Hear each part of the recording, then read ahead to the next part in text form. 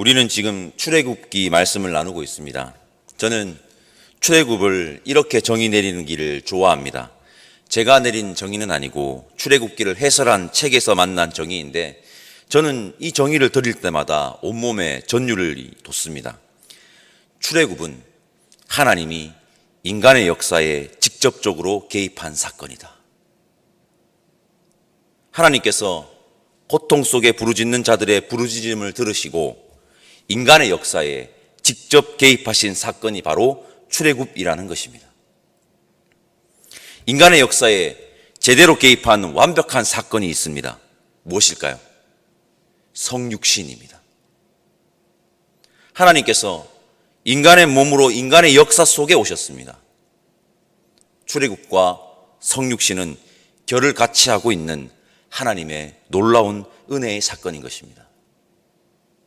여러분, 우리 하나님은 우리의 고통과 우리의 부르짖음을 외면하시는 분이 아닙니다. 이번 출애굽기 말씀을 통하여 하나님이 우리의 고통과 우리의 부르짖음을 외면하시는 분이 아니시며 우리의 아픔의 소리를 지금도 듣고 계신다는 은혜를, 그 은혜의 사실을 깨닫는 저와 여러분들 되면 좋겠습니다. 출애굽기에 중요한 문장이 있습니다. 오늘 본문에도 나오는데 출애굽기 7장 16절에 나오는 히브리 사람의 하나님, 바로 이 문장입니다. 히브리 사람의 하나님이라는 표현이 출애굽기에 총 6번 나옵니다. 히브리의 정확한 뜻은 강을 건너온 사람들입니다. 당시 히브리는 특정한 민족을 지칭하기보다 떠돌이를 총칭하는 단어로 쓰였습니다. 떠돌이들, 즉 사회적 약자들, 하층민들을 지칭하는 용어로 쓰인 것입니다. 고대 사회의 모든 신들은 권력의 하수인이었습니다. 권력을 옹호하고 권력을 인정하는 수단이었던 것입니다. 고대 사회 어느 신도 하층민을 대변하는 신은 없었습니다. 그러나 우리 하나님은 뭐라고 말씀하십니까? 내가 히브리 사람의 하나님이라고 선언하십니다. 내가 히브리 사람의 하나님이다. 이 선언 자체가 여러분 은혜인 것입니다. 우리 하나님은 연약한 자들의 하나님이심을 기억하시길 바랍니다. 오늘 본문은 애굽의 바로에게로 나아가기가 두려워 머뭇하던 모세가 두 번째로 바로 앞으로 나아가는 장면입니다. 첫 번째, 애굽의 바로 앞에 나아가 하나님의 말씀을 대언했을 때 씨알도 먹히지 않았습니다. 오히려 더 노동력을 가중시켜서 원망이 쏟아졌죠. 모세는 다시 바로 앞에 섭니다. 그리고 이스라엘 자손을 내보내라고 애굽의 바로에게 말합니다. 고집쟁이 바로는 마음이 완악하여 하나님의 경고의 메시지를 무시합니다. 출애굽기 7장 14절부터 본격적으로 하나님이 인간의 역사에 개입하는 하십니다. 10가지 재앙이 시작되는 것입니다. 10가지 재앙을 시작을 보기 전에 우리 먼저 1절 말씀 함께 봤으면 좋겠습니다. 1절 말씀 함께 읽겠습니다. 여호와께서 모세에게 이르시되 볼지어다 내가 너를 바로에게 신같이 되게 하였은즉 내 형 아론은 내 대언자가 되리니. 하나님이 강력하게 모세에게 명령합니다. 바로에게로 가라는 것입니다. 말주변이 없다는 핑계 같은 건 아예 될 생각하지 말고 바로에게로 가라는 것입니다.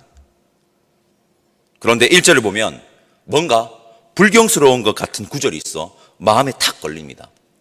바로에게 신같이 되게 하였은즉. 옛날 번역본인 개역 한글은요 이렇게 되어 있습니다. 신이 되게 하였은즉. 아무리 그래도 신같이 되게 하였다는 것이 뭔가 불경스러운 건 아닌가, 저는 이 구절을 읽고 묵상하면서 이런 의문이 처음에 던져졌습니다. 이내 저에게 이런 마음이 밀려왔습니다. 여러분, 모세는 강하지 않습니다. 모세는 신이 아닙니다. 모세는 약합니다. 허나 제국의 통치자인 애굽의 바로는 신을 자처하고 있으며, 객관적으로 비교해보면 애굽의 바로보다 모세는 지극히 연약한, 약한 존재입니다. 모세는 그걸 알죠. 40년 동안 거기서 살았기 때문에.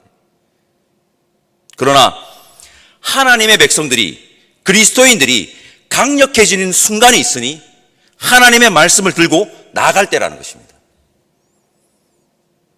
우리는 지극히 연약한 존재입니다.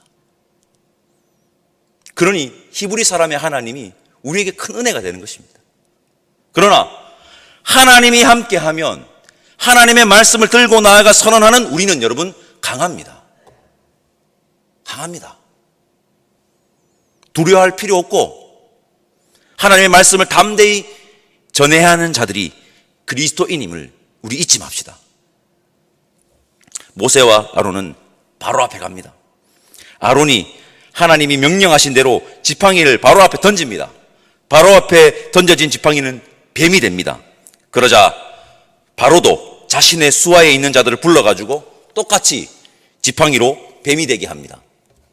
바로의 수하에 있는 자들이 진짜로 지팡이를 뱀으로 바뀌었는지 아니면 속임수였는지는 알 수는 없지만 그것은 중요하지 않습니다.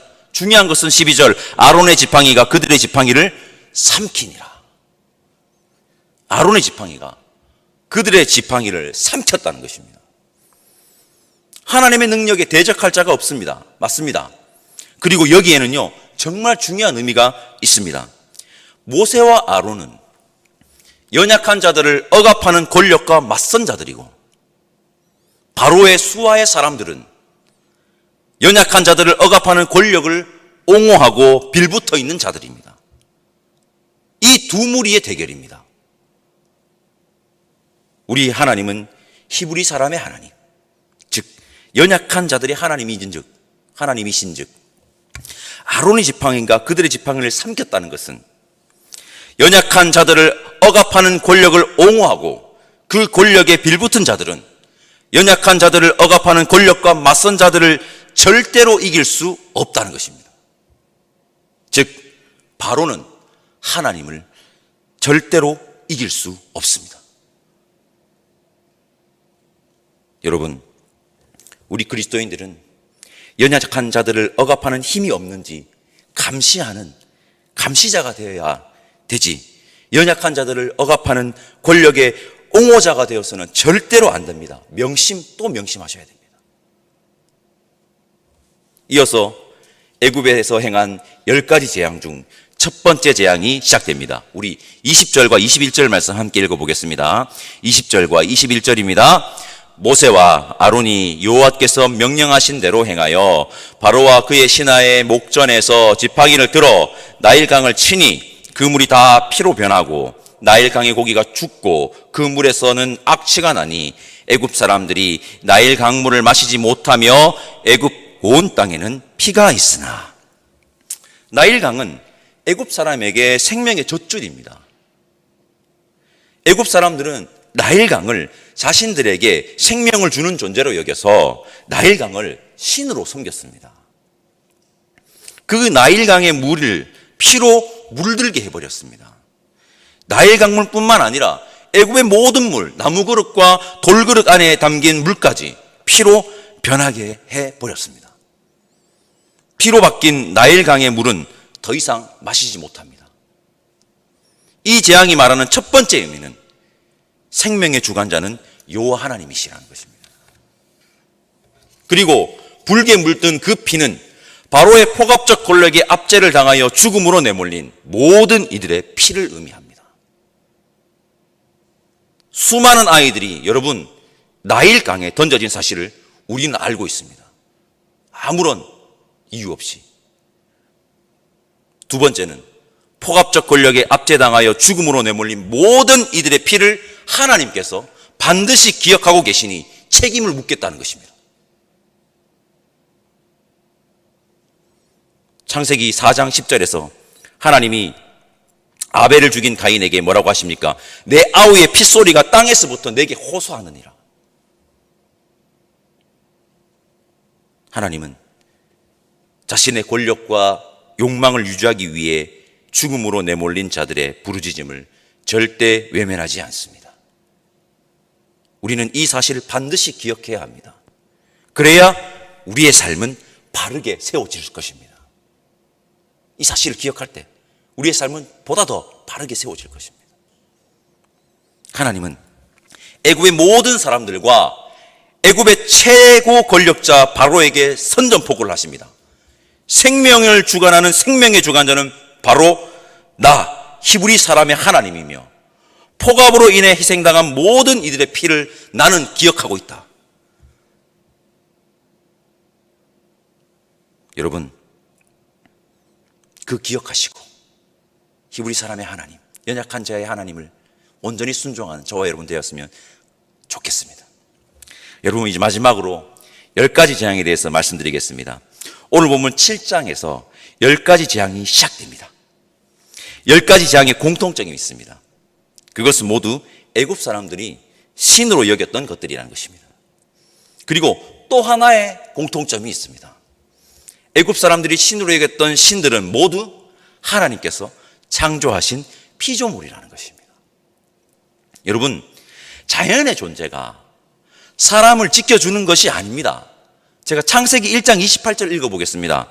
하나님이 그들에게 복을 주시며 하나님이 그들에게 이르시되 생육하고 번성하여 땅에 충만하라. 땅을 정복하라. 바다의 물고기와 하늘의 새와 땅에 움직이는 모든 생물을 다스리라 하시니라.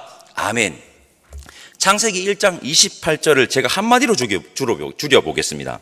내가 창조한 이 창조 세계를, 자연을 너희들이 잘 가꾸고 보호해줘.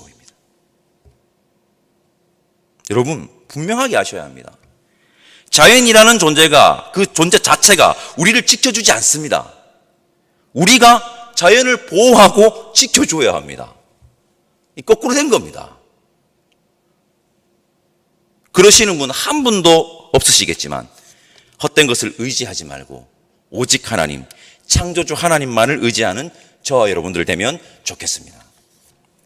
여러분, 출애굽은 하나님이 인간의 역사에 직접 개입하신 은혜의 사건이며 우리 하나님은 연약한 자들의 하나님이심을 자처하는 은혜의 하나님이십니다.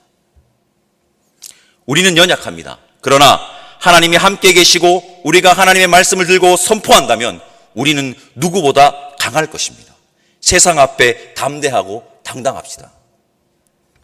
우리 하나님은 연약한 자들을 억압하는 권력을 몹시 싫어하시며 폭압적 권력에 내몰린 자들의 그 피와 부르짖음을 외면하지 않습니다. 우리는 절대 연약한 자들을 억압하는 권력에 옹호해서는 안 될 것입니다.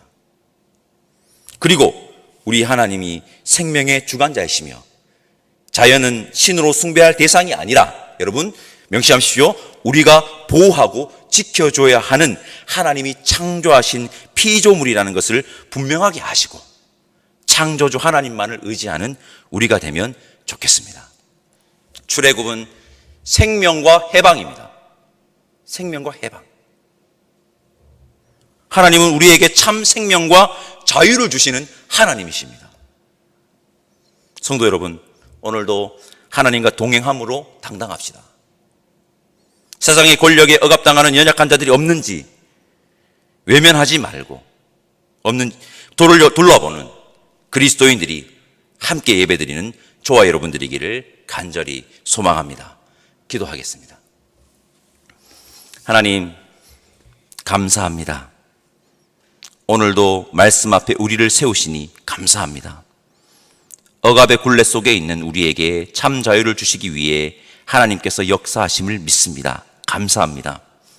하나님께서 주시는 참 생명과 자유를 누리는 자로서 세상 앞에 당당하게 하시고 우리 하나님께서는 억압받는 자들의 아픔의 소리를 들으시고 연약한 자들의 하나님이심을 믿고 우리 역시 그들의 소리에 귀를 기울이는 그리스도인에게 성령 하나님 인도하여 주시옵소서. 오늘도 참 생명을 주시는 분은 여호와 하나님이심을, 참 자유를 주시는 분은 여호와 하나님이심을 증거하고 선포하는 하나님의 백성 되기를 간절히 소망하옵고 감사드리며 예수님의 이름으로 기도드립니다. 아멘. 하늘에 계신 우리 아버지, 아버지의 이름을 거룩하게 하시며 아버지의 나라가 오게 하시며 아버지의 뜻이 하늘에서와 같이 땅에서도 이루어지게 하소서. 오늘 우리에게 일용할 양식을 주시고 우리가 우리에게 잘못한 사람을 용서하여 준 것 같이 우리 죄를 용서하여 주시고 우리를 시험에 빠지지 않게 하시고 악에서 구하소서. 나라와 권능과 영광이 영원히 아버지의 것입니다. 아멘.